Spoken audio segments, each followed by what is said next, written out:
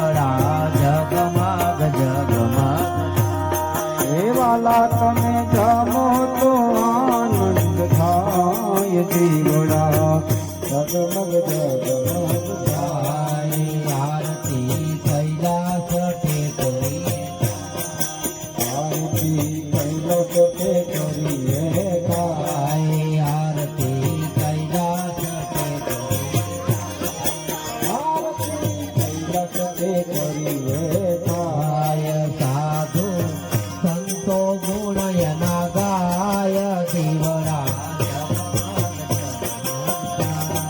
સાધુ સંતો ગુણયના ગાય દીવડા જગમગ જગમગ થાય વાલા મારા મીરા વાલા મારા મીરા ગાયના શ્યામ વાલા મારા મીરા ગાયના શ્યામ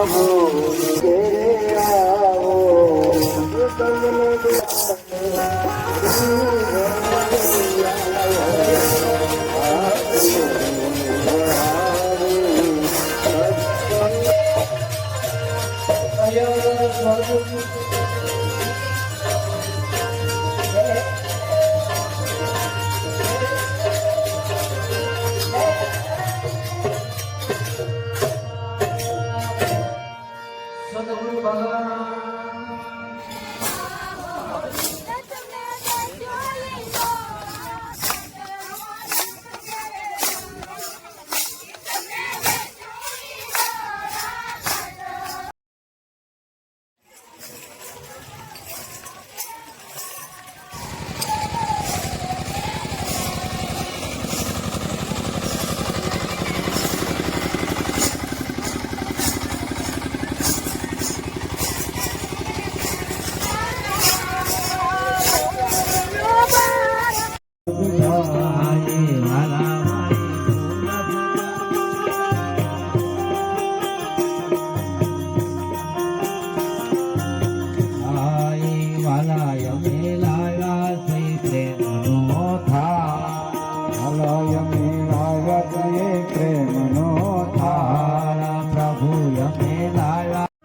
ध्यानमूलं गुरुमूर्ते पूजामूलं गुरुपदं मंत्रमूलं गुरुवाक्यं मोक्षमूलं कैलाश टेकरी आश्रम रामधार सद्गुरु भगवान श्री सुखदेव भारती जी અને હાલના આપણા બધાના હૃદયના શીલતાર એવા હરિભારતી બાપુ જે તન મન ધનથી ભગવાન ગુરુદત્ત ભગવાનનો નામનો રણુકાર શ્રવણ શરણાઈ બજાવી રહ્યા ભગવાન. એમાં શ્રીમદ ભાગવત કથા અખ્તરિયા ગામ ગુજરડા, દુગેરી, ડોળિયા, ખરેર, ગઢડા, માઢિયા, પઢિયારકા આ 5 ગામ એની વચ્ચેનો આ આશ્રમ થોડાક જ સમયની માલકુન અહીંયા દરિયાની રેત સિવાય બીજું કાંઈ હતું નહીં. એક આંખના પલકારામાં એવું સર્જન કર્યું આશ્રમનું. બીજું બધું તો ઠીક, અહીંથી થોડોક દરિયો દૂર છે. અહીંયા બાપુએ કુલ ગળાવી અને શ્રીફળમાં પાણી હોય ને એવું પાણી પ્રગટ્યું. આપણે ક્યાંય બહારથી પાણી નથી લાવ્યા, કોઈને માન્યામાં નહીં આવે. આ દરિયો છે આમ સાગરના તટમાંથી ખરારે સમુદ્રમાં મીઠી એક વિરડી. અને બાપુની કંઈક એવી નિષ્ઠાપૂર્વક અહીંયા ગુરુદત્ત આશ્રમની સ્થાપના થઈ.